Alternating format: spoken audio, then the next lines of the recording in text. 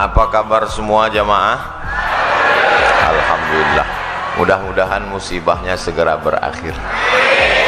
Kelihatan dari tatapan matanya sedang kena musibah. Tidak ada manusia yang tidak diuji Allah Subhanahu wa taala. Ahasiban nasu ayyutraku ayyaqulu amanna. Apakah manusia itu menyangka dia dibiarkan begitu saja mengatakan kami beriman, wa hum la yuftanun, padahal iman mereka belum diuji. Walanabluwannakum, kami pasti akan menguji kamu, bisyai'im minal khauf, takut, wa naqsim minal amwal. Walanabluwannakum bisyai'im minal khauf, takut, wal ju', lapar, wa naqsim minal amwal, kurang harta, wal anfus, sakit, was samarat, kering kerontang paceklik, wa basyiris sabirin, berikan kabar gembira kepada orang yang sabar. Siapa dia? Alladzina idza asabathum musibah qalu inna lillahi wa inna ilaihi. Kenapa kita kena musibah? Sholat sudah, puasa Senin Kamis sudah, sedekah sudah, wakaf sudah, infak sudah, ngaji sudah, kok kena musibah juga? Banyak anak-anak muda ketika sudah hijrah komplain ke Ustadz. Ustadz, dulu saya ketika masih pacaran bisnis saya lancar, waktu masih nyabu hidup saya enak. Begitu hijrah dengar pengajian Ustadz, datang ke masjid, sholat, keluar masjid sendal hilang. Pergi ke parkiran, helm kena hujan. Untuk apa Allah uji kita? Halaman 12 nomor 4. Musibah diberikan Allah untuk membuat hamba-hambanya tidak sombong, mau berserah diri dan minta tolong kepada Allah. Rumah besar, mobil besar, istri, kantong besar, tabungan besar, maka dia tidak lagi ada ketergantungan kepada Allah. Allah uji.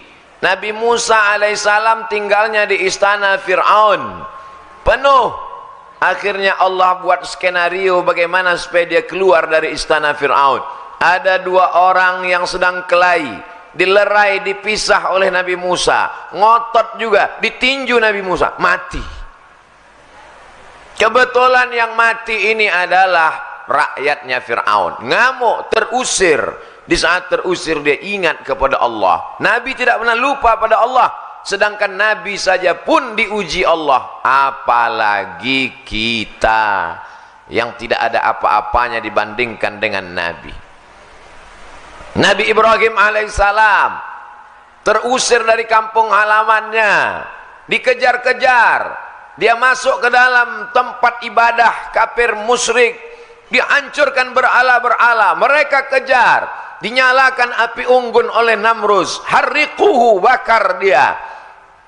Api yang tabiatnya membakar, menghancurkan, merubah materi jadi debu, tak tersisa. Tapi di situ turun pertolongan Allah, ya naru kuni bardan wasalaman ala Ibrahim. Wahai api, sejuklah engkau, selamat engkau. Di masjid ini tanpa kita baca sudah sejuk, karena ada helikopter di atas.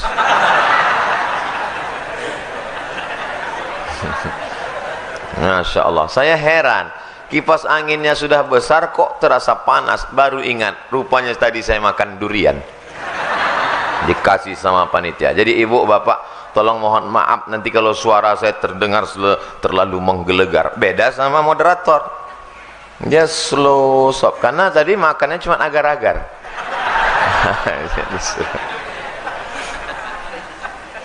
Berhadapan dengan durian itu juga bagian dari ujian. Mau dimakan takut darah tinggi, mau nggak dimakan mubazir. Akhirnya dibacakan doa, bismillahilladzi la yadurru ma'asmihi syai'un fil ardi wala fis sama wa huwas samiul alim. Nah, itu doa makan durian. Tidak ada kolesterol di masjid, yang ada itu di rumah sakit. Ketika kita sedang diuji Allah, dunia terasa sempit. Yang dulu banyak kawan berubah menjadi lawan. Yang dulu teman cerita sekarang sudah tidak mau. Bawaannya curiga. Bersandar kepada manusia akan binasa, bersandar kepada jabatan akan sirna, bersandar kepada harta akan hilang. Di saat itulah kita mengangkat tangan berkata yang besar hanya Allah. Allahu Akbar. Solat kita jadi lebih khusyuk. Bayangkan kalau dari tanggal 1 sampai tanggal 30 duitnya sama banyaknya, tapi begitu tanggal 29 bismillah. Makanya PNS dengan petani itu tingkat khusyuknya, petani itu lebih khusyuk. Karena dia setelah menanam padi, pulang ke rumah, modal sudah, pekerja sudah dibayar, sewa kebun, membayar pupuknya, menanamnya. Begitu dia nampak hujan mau turun, berdoa khusyuk, ya Allah jangan sampai hujan turun, kalau banjir padi yang kutanam tadi mati. Nampak tikus, jangan sampai tikus mirip padi. Beda sama orang yang gajinya sudah tetap, dia tenang aja. Mau hujan, ya nggak apa-apa. Orang gaji pokok ada, bulan cuma 12, gaji dia 13. Makanya banyak orang bercita-cita supaya jadi PNS. Ustadz ngejek PNS? Enggak, saya PNS dulu 11 tahun jadi PNS. Saya cuma sekedar membayangkan beda orang yang rezekinya sudah dijamin dengan orang yang menyangka. Padahal semua rezeki kita sudah dijamin Allah Subhanahu wa taala. Wa ma min dabbatin fil ardi, tidak ada satupun makhluk yang melata berjalan di atas muka bumi ini illa 'ala Allah rizquha. Rezekinya sudah dijamin Allah Subhanahu wa ta'ala. Hanya saja datang cemas, datang ragu, datang ngeri, datang galau, sempit pikiran. Kalau mindset otak kita sempit, hati kita susah, jantung koroner datang, gula darah naik, diabetes meletus, otaknya stres, depresi, stroke ringan, semua naik, darah naik, jantung naik, otak naik. Cuman satu yang turun ke kaki, asam urat. Jadi apa yang bisa menenangkan hati ini? Dekatkan diri kepada Allah, serahkan semuanya. Inna salati wa nusuki wa mahyaya wa mamati lillah. At-tahiyatul mubarakatus salawatut thayyibatu lillah. Assalamualaikum warahmatullahi wabarakatuh. La ilaha illallah dahu la syarikalah, lahul mulku wa lahul hamdu, yuhyi wa yumit wa huwa ala kulli syai'in qadir. Serahkan pada Allah. Itu difahami dengan baik. Saya sampai hari ini membaca itu tetap pelan. Tadi selesai salat. La ilaha dahu la syarikalah, lahul mulku wa lahul hamdu, yuhyi wa yumit wa huwa ala kulli syai'in. Karena kalau tidak digitukan dia tidak masuk ke otak kepala. Ini banyak orang mengucapkan itu seperti makan gorengan panas.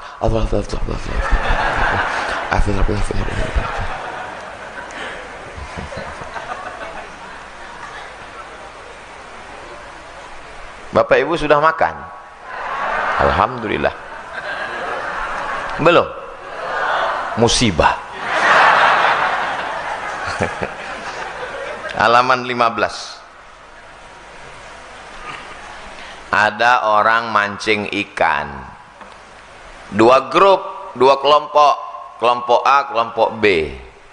Yang kelompok A sholat, orangnya baik, zikir, nggak dapat ikan. Yang kelompok B nggak sholat, mabuk, minum khamar, ikannya banyak. Kata yang kelompok A, Tuhan nggak adil. Kita yang sholat kok nggak dapat ikan, mereka nggak sholat.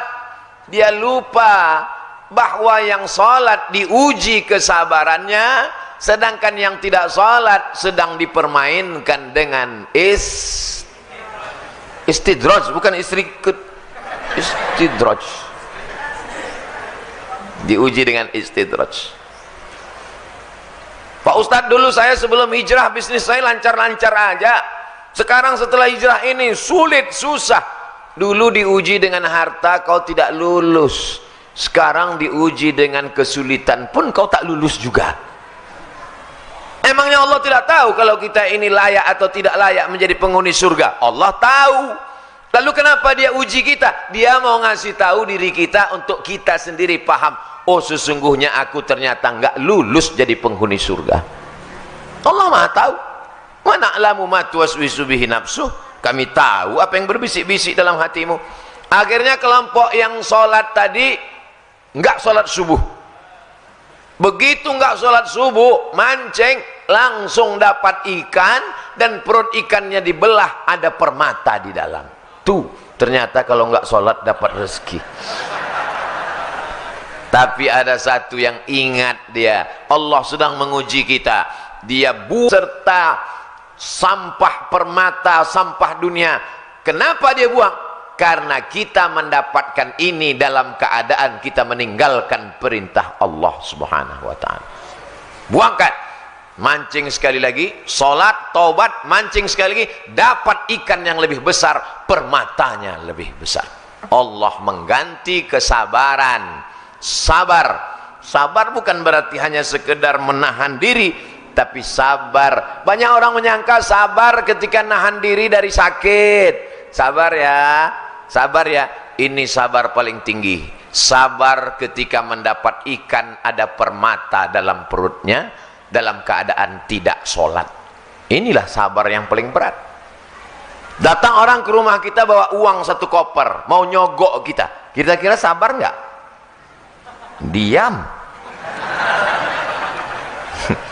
Sakit, sabar. Mati, sabar. Covid, sabar. Demam, sabar. Datang orang mau nyogok 1 miliar. Yang bilang sabar, mudah-mudahan nggak datang. Jadi sesungguhnya ujian itu tidak hanya dalam bentuk kesusahan, tapi juga ada kalanya dalam bentuk ikan yang isi perutnya permata, karena Allah ingin menguji keimanan kita. Ustaz pernah diuji seperti itu, ya. Dulu sebelum nikah nggak ada ujian, setelah nikah komen mereka di YouTube.